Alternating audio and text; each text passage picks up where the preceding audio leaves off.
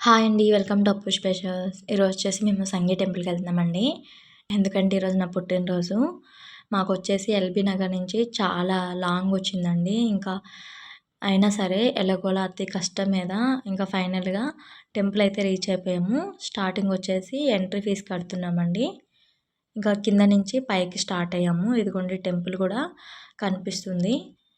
పక్కన స్టెప్స్ కూడా ఉన్నాయండి. ఇంకా పిల్లలతో స్టెప్స్ ఏమి ఎక్కుతాంలే అని చెప్పేసి ఇక డైరెక్ట్‌గా బైక్ మీదే పైకి వెళ్ళాము.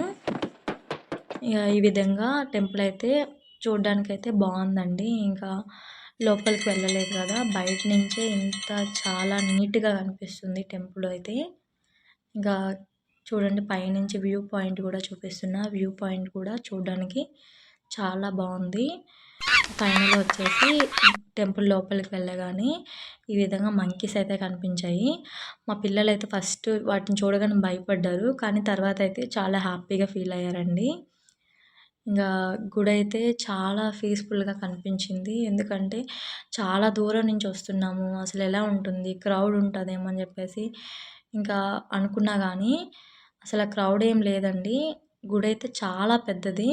ఇక్కడ గాడొచ్చేసి వెంకటేశ్వర స్వామును, ఇంకా పద్మావతి దేవండి. ఇంకా ఎటు చూసినా చాలా బాగా అనిపించింది.